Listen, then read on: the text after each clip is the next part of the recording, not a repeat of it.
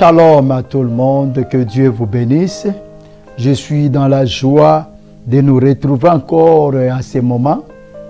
Ça me fait toujours la joie quand je me retrouve dans vos écrans, dans vos smartphones, dans vos tablettes, et tout ce que vous utilisez comme instrument pour suivre ce temps bref que nous avons pour parler de la part de notre Dieu. Et je vais quand même remercier et rendre grâce à Dieu pour l'opportunité, pour la grâce, pour tout ce qu'il est en train d'accorder, de mettre en place, afin que nous puissions parler de lui.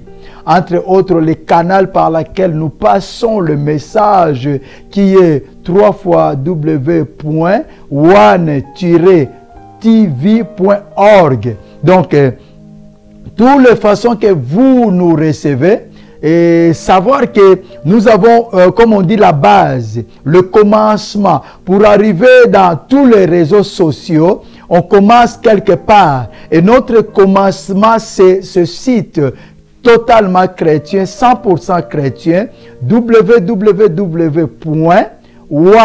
en anglais, donc one-tv.org.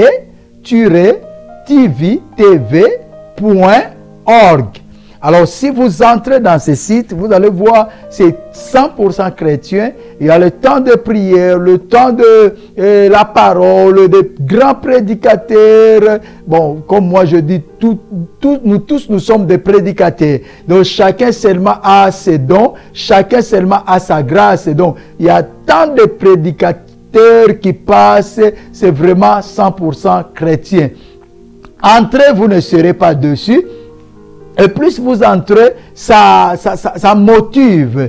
Vraiment, Dieu vous bénira. Et en plus, au-delà de ça, si vous voulez faire un don, pourquoi pas? N'hésitez même pas. Faites les dons. Il y a tous les coordonnées. Il y a tous les coordonnées quand vous entrez. Tout ce que vous voulez faire, vous aurez les coordonnées pour le faire. Et Dieu nous bénira. Parce que tout ce que nous faisons pour le bien, Dieu rend compte de cela. Et il nous bénit. Donc le bienfait ne peut jamais être passé comme ça. Dieu rend toujours compte des bienfaits et il nous bénit. Que Dieu vous bénisse. Ça, c'était l'introduction d'aujourd'hui. N'hésitez pas vraiment à entrer dans ce site et faire tout ce que vous pouvez faire. Écouter, voir et pourquoi pas faire le don. Et Dieu sera reconnaissant à cela. Nous progressions vraiment avec notre temps que nous prenons ensemble, qui est intitulé Une vie nouvelle. Nous avançons, il y a longtemps qu'on a commencé ces chemins ensemble et nous continuons vraiment par la grâce de Dieu de naviguer ensemble, d'aller ensemble. Parce que l'objectif c'est quoi? C'est d'atteindre quelque part. Le quelque part, c'est quoi? C'est d'atteindre cet objectif que notre vie soit renouvelée, notre vie soit nouvelle. C'est ça l'objectif. La vie nouvelle, c'est une vie bénie. C'est une vie qui vit selon le Christ, comme Christ l'a désiré. C'est ça la vie nouvelle. Ce n'est pas une vie qui est vue comme tout le monde. C'est une vie différente. Christ a vécu sur cette planète Terre, il était différent de tout le monde. Il n'était pas comme tout le monde. Il marchait avec tout le monde, mais sans pourtant être comme tout le monde. Il mangeait avec tout le monde, sans pourtant être comme tout le monde. Les pharisiens les accusaient même. Ils disaient aux disciples, votre maître mange avec les païens. Votre maître boit avec les païens. Votre maître se mélange avec les païens. Il était avec tout le monde, mais il n'était pas comme tout le monde. C'est ça la différence d'une vie nouvelle. Une vie nouvelle ne veut pas dire que tu vas aller vivre sur la planète Mars. Non. Tu seras sur la terre, mais pas être comme tout le monde. La vie nouvelle ne veut pas dire que tu seras enfermé quelque part pendant je ne sais pas toute ta vie. Non. La vie nouvelle veut dire, tu vas aller au travail, mais sans être comme tout le monde. Tu Tu vas faire tout ce que le monde fait, dans le sens tu vas manger, tu vas aller acheter les choses, tu vas t'habiller, mais pas être comme tout le monde. C'est ça la différence. La vie nouvelle et une vie ancienne. C'est ça la différence. Vie ancienne, c'est faire comme tout le monde. C'est être comme tout le monde. C'est avoir comme tout le monde. Mais dans la vie nouvelle, c'est faire la différence. Que je ne suis pas tout le monde. Je ne peux pas faire comme tout le monde. Je ne peux pas être comme tout le monde. Moi, je dois choisir maintenant ce que je fais. Moi, je dois choisir maintenant ce que je dois être. C'est ça la vie nouvelle. Et nous parlons de la clé parmi les clés de la vie nouvelle qui est la prière. La prière. Montre-nous comment prier, comme Jean-Baptiste a montré à ses disciples. Mais dans le livre de Matthieu 6, c'est le Seigneur qui montre aux disciples comment prier. Il leur donne des directives, les profondeurs de la prière, comment prier. Quand vous priez, qu'est-ce que vous devez dire? Pour rendre vos prières efficaces, comment vous allez prier? La prière. Et nous sommes arrivés au point où Jésus dit, donne-nous aujourd'hui notre pain quotidien. Matthieu 6, verset 11. Et on a parlé de ça depuis tant. Juste ce verset 11. C'est pour cela, quand on entre dans la profondeur de la parole, juste un verset peut nous faire sortir une prédication de 6 heures, de 10 heures du temps. Parce que tout ce qui est écrit dans la parole parle de Jésus. Et tout ce qui est écrit dans la parole, il y a toujours une autre référence. Donc, il suffit d'entrer dans les profondeurs. Tu peux commencer à comprendre que ces versets est la même chose. Là, il a parlé de la même chose, mais d'une autre façon. C'est ça la puissance de la profondeur de la parole.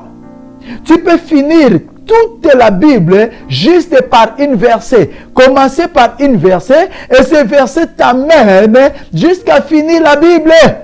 Jusqu'à là, l'Apocalypse. Juste un verset. Il suffit d'entrer dans la révélation de ces versets et comprendre les profondeurs de ces versets.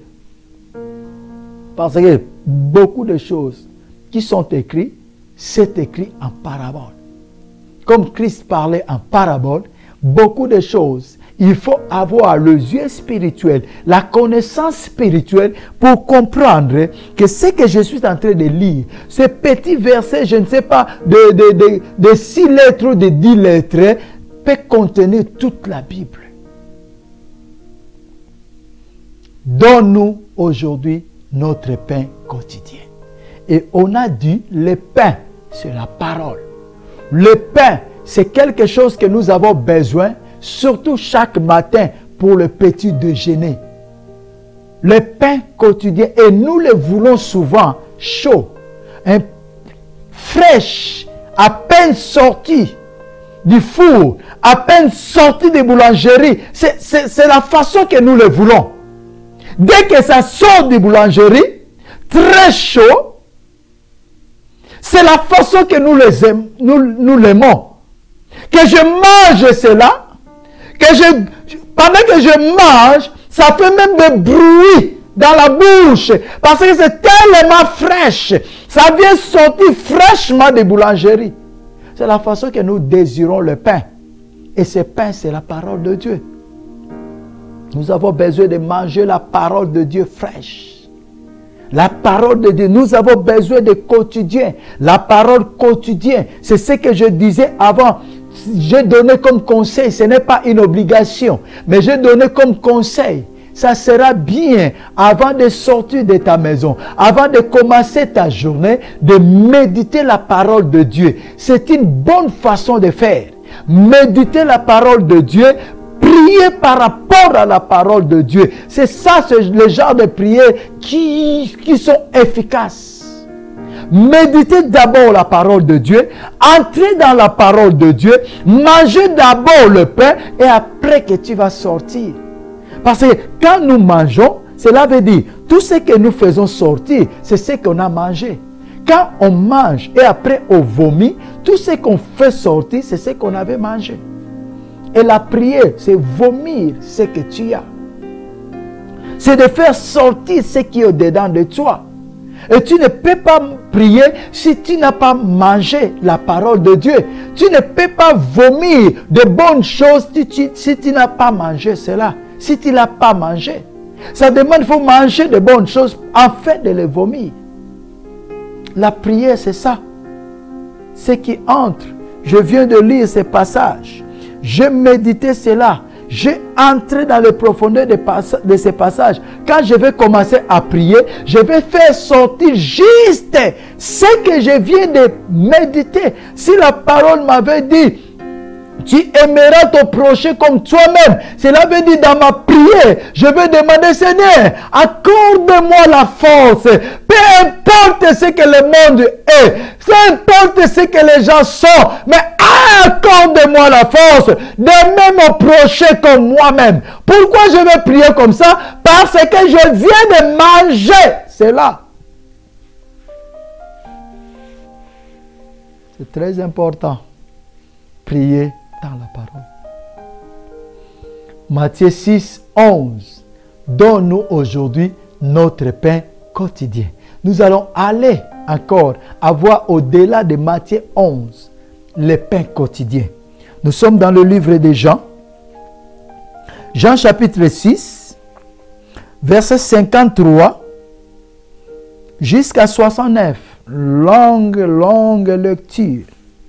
Jean 6, 53 à 69. Je lis la parole. Jésus leur dit, en vérité, je vous le dis, si vous ne mangez la chair du Fils de l'homme et si vous ne buvez son sang, vous n'avez pas la vie en vous. Celui qui mange ma chair et qui boit mon sang a la vie éternelle et je le ressusciterai au dernier jour. Car ma chair est vraiment une nourriture et mon sang est vraiment un breuvage.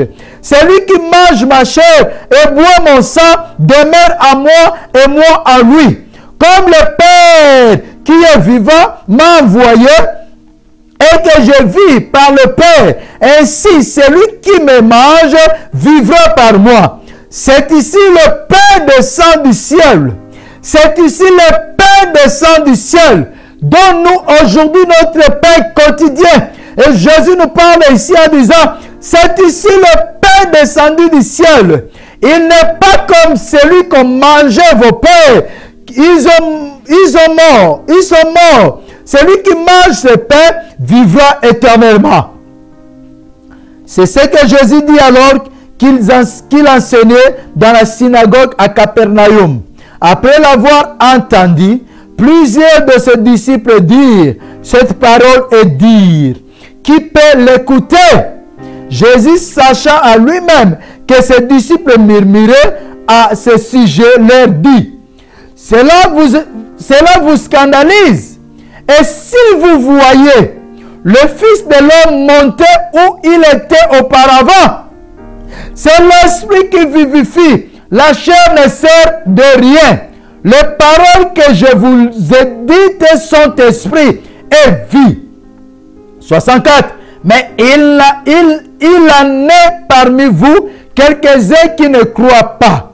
Car Jésus savait dès le commencement qui était ceux qui ne croyaient pas et qui était celui qui le livrerait.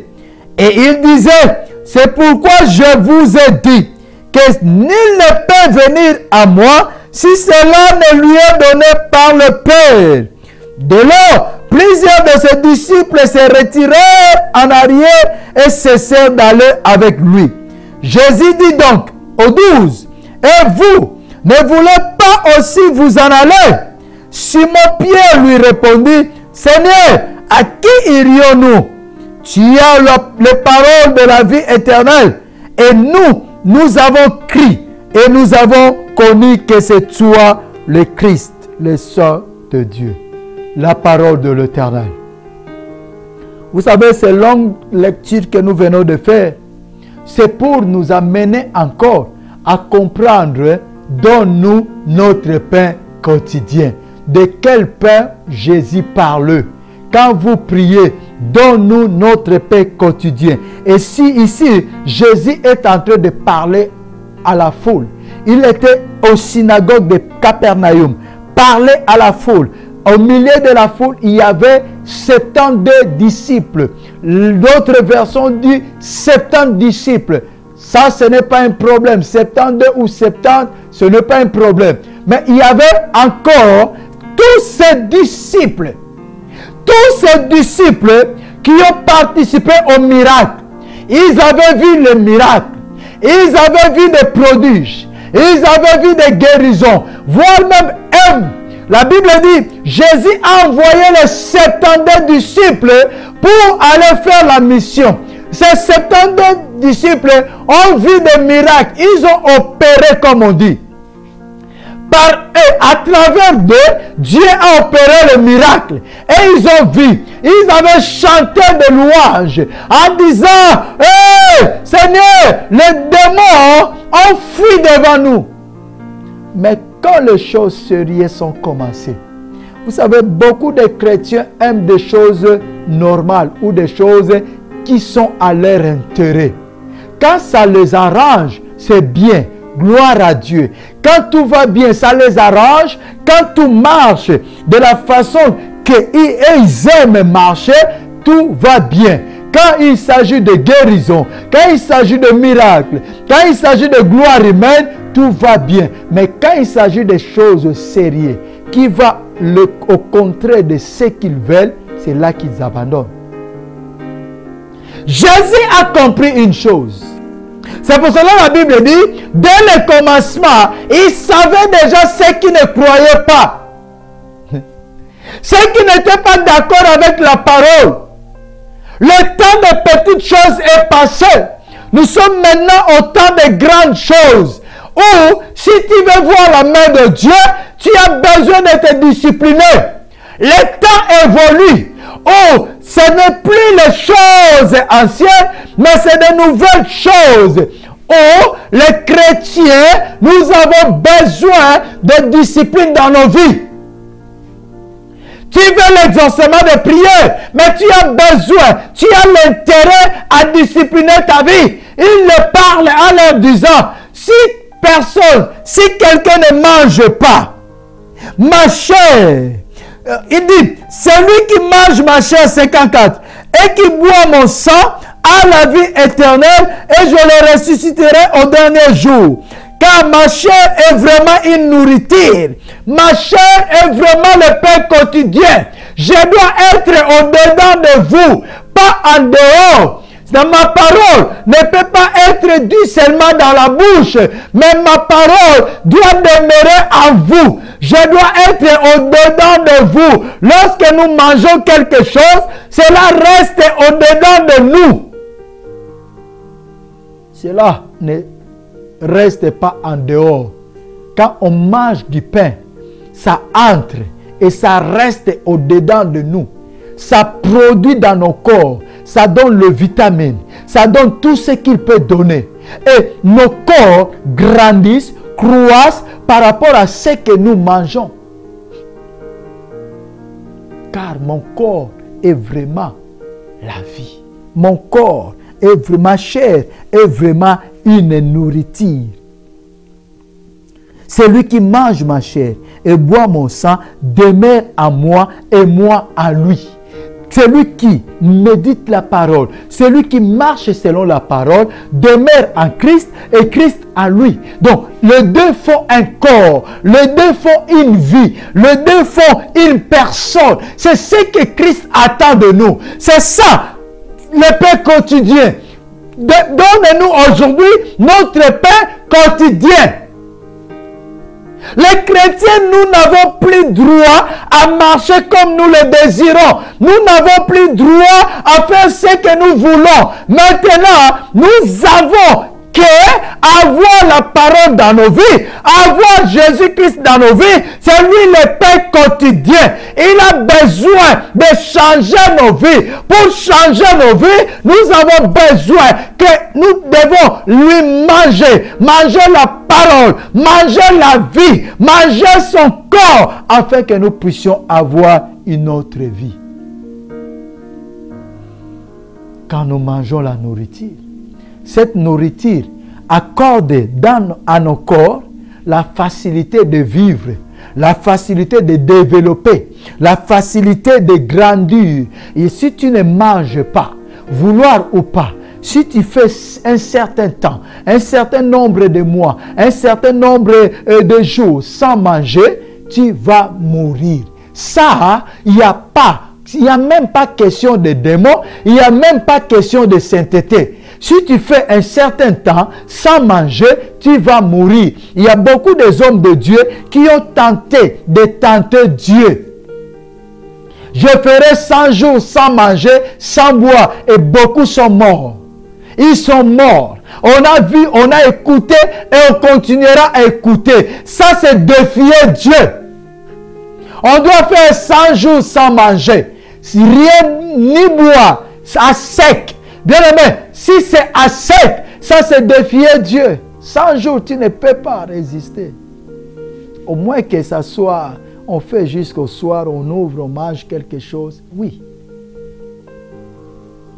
Ce que nous avons besoin, c'est de manger la parole. Parce que la parole doit te donner ce qui est du vitamine. Le vitamine pour bien vivre. Si vous ne mangez pas mon corps et vous ne buvez pas mon sang, vous n'aurez pas la vie. Et 58, il dit quelque chose. Il a dit, c'est issu le pain descendu du ciel. Il n'est pas comme celui qu'ont mangé vos pères. Ils sont morts. Celui qui mange ce pain vivra éternellement. C'est ici le pain descendu du ciel. Pourquoi il a dit ça? Parce qu'il parlait de la vie éternelle. Le pain quotidien t'aidera à comprendre la vie éternelle. Donc, il voulait dire, le pain que je suis en train de vous parler, c'est le pain quotidien que je vous ai dit. Ce n'est pas le pain physique. Ce n'est pas le pain que vous allez acheter aux boulangeries. Non, c'est moi, c'est la parole. Parce que vos pères ont mangé le pain. Le pain qu'ils ont mangé, c'était préparé par Dieu. C'est la manne qui tombait du ciel. Mais ils sont morts. Pourquoi? Ce n'était pas le pain qui devait donner la vie éternelle. Oh, ma parole, la parole de Dieu, le pain que je parle, qui est la parole de Dieu, le pain que je parle, qui est Jésus-Christ, a un but. Ce but, c'est quoi? C'est de donner la vie éternelle à tout celui qui aura ce pain dans sa vie. C'est le pain du changement. C'est le pain qui va impacter ta vie sur la terre, vivre meilleur sur la terre et continuer cette vie meilleure jusqu'à la vie éternelle. Vivre une vie nouvelle sur la terre et continuer de vivre cette vie jusqu'à la fin, jusqu'à la vie éternelle. C'est ça le pain quotidien, bien-aimé. Et nous devons vraiment nous donner à méditer la parole. C'est très important. Beaucoup de prières ne sont pas exaucées parce que c'est mal demandé. C'est mal formulé. La phrase est mal formulée. La prière est mal demandée et Dieu ne peut pas exaucer cela. Et ce qui est très grand ignorant, c'est quoi? Souvent, cette prière est accompagnée de sacrifices. Exemple, sacrifice de jeûne, sacrifice de longues jeûnes, sacrifice de temps. Et pendant que nous demandons mal, pendant que nous faisons la prière de Pierre sur la montagne, faisons 3 tentes. Pendant que nous faisons ce genre de prière qui n'est même pas dans la parole. Bien-aimés, sortons de l'ignorance. Sortons de l'ignorance. Ne soyons plus fanatiques de gens. Mais maintenant, c'est le temps de comprendre Christ. C'est le temps de comprendre la Bible, la parole de Dieu. Qu'est-ce que la Bible dit? Avant de faire quelque chose, avant même d'ouvrir la bouche pour prier, de comprendre d'abord qu'est-ce que la parole dit. Ne citez pas de passage pour citer. Ça, c'est l'ignorance. Mais méditer la parole. Prends le temps de méditer la parole afin de bien prier. Lorsque tu vas commencer à prier, tu pries selon la parole, le pain quotidien. Mangez d'abord le pain quotidien et puis après, ce pain te donnera de l'énergie. Quand tu vas commencer à dégager l'énergie, donc ça sera par rapport à ce que tu as mangé. Le pain quotidien. Donne-nous aujourd'hui notre pain quotidien. Et nous avons vraiment besoin de cela tous les jours. Tous les jours. C'est ce que je répète encore le conseil. Ça sera mieux de le faire chaque fois avant de commencer la journée. Méditez la parole, priez et commence la journée. Beaucoup de jours sont lourds. Beaucoup de journées sont tellement compliquées. Pourquoi? Parce que ça a mal commencé. Imaginez un peu quand tu dors mal. Quand tu as mal dormi, pour commencer la journée, ça fait vraiment fatigue. Et quand nous manquons la parole, c'est encore plus fatigant. C'est pour cela que nous agissons souvent comme Pierre. Nous coupons l'oreille pendant que la mission doit être comme ça. Pendant que la Bible nous dit, vous serez tentés partout. La Bible nous le dit. Mais comme nous ne le méditons pas, il suffit une tentation, nous tombons. Il suffit un piège, nous tombons. Il suffit quelque chose de rien, nous tombons parce que nous méditons mal la parole. Nous méditons mal la parole.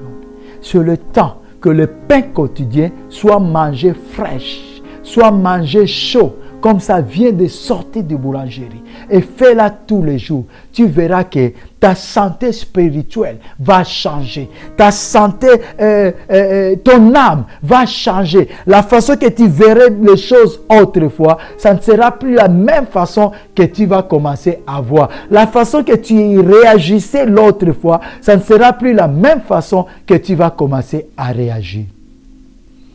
Que Dieu vous bénisse. Et que Dieu vous protège et que Dieu vous accorde la facilité de comprendre sa parole. Et nous allons nous retrouver à la prochaine occasion. Restez dans la paix du Seigneur au nom de Jésus-Christ.